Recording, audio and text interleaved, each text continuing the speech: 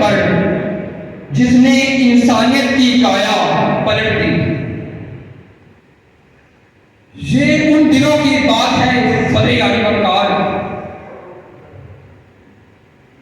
جب چھٹی صدی عیسوی میں ایمان و اعقال کے تمام ضیاء بخش چراغ بجھ چکے تھے۔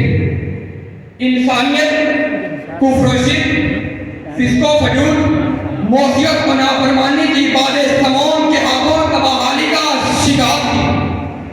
تہذیب ہو یا تمدن، اخلاق ہو یا کردار، فلاح ہو یا بھلائی کے جذبات، انسانی سینوں میں دھڑکنے والے دل ان اشیاء کو سمجھنے کی شکل کھو چکے تھے۔ اور سمود کے ادوار نے سبا، عدن اور یمن کی سردیوں کے سائے تلے کبھی تہذیب کی روشنی نمودار بھی ہوئی تھی، تو اب اسے دل ہوئے مردے گزر چکی تھی۔ گویا کہ انسانیت پر دور وحشت کی رات چھائی ہوئی تھی کہ انسان خواہش پرستی کے ناخدا پہ گر کر دنگا جو قوم کی شان سے جی رہا تھا، جو غور بھرا تھا، اس نے کمزور اور بےغیرت قبیلوں کے گلے کی طرح قابو میں کر رکھا تھا۔ غلام آقاؤں کے قدموں میں سجدہ پاش تھے، عورتوں سے ان کے جینے کے تمام تر حقوق چھینے جا چکے تھے۔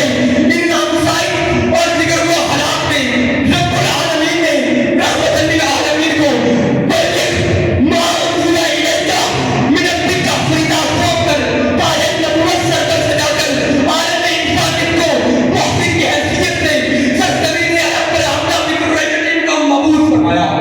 اور پھر چشمے فلک نے یہ نظارہ بھی دیکھا کہ اس عالمی معلم پیغمبر نے اپنی سنہری تعلیمات سے انسانیت کی کایا پلٹ دی۔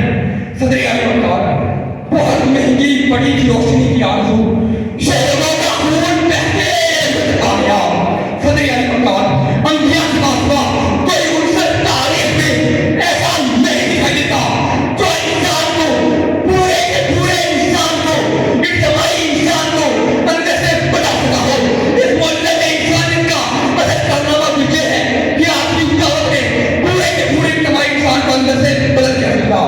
آپ کی تعلیمات سے بلند حیا اس طرح اللہ کا ایک علم مسجد سے لے کر بازار تک، مدرسے سے لے کر عدالت تک، گھروں سے لے کر میدان جنگ تک چھا گیا۔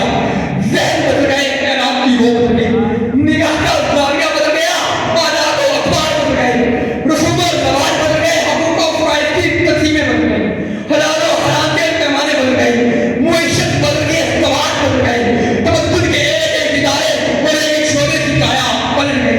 تو پھر میں کیوں نہ کہوں، حضور آئے تو سر آفرینش پا گئی یہ دنیا، اندھیروں سے نکل کر روشنی میں آ گئی یہ دنیا، بجھے چہروں کا سنگ اترا، ستے چہروں پہ نور آیا، حضور آئے تو انسان کو جینے کا شعور آیا۔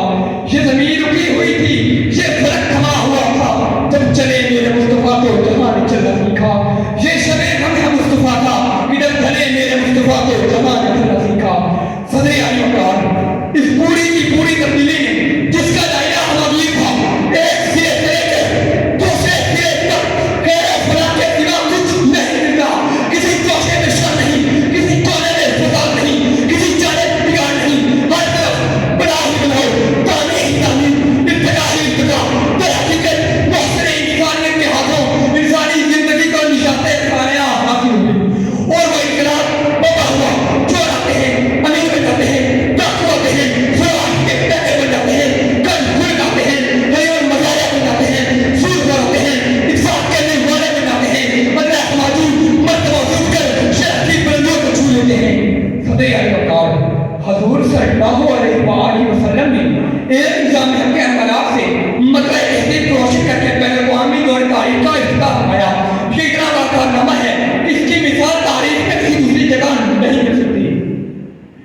درخشندہ تیرے ہی حسن سے رخسارے شکی ہے، تابندہ تیرے ہی عشق سے ایمان کا جنی ہے، چمکا ہے تیری ہی تاب سے انسان کا مقدر، تو فاطمے تو جہاں کا درخشندہ نبی ہے، بس اس کے جی میں آئے وہ پائے روشنی، میں نے تو جلا جلا کے سریام رکھا۔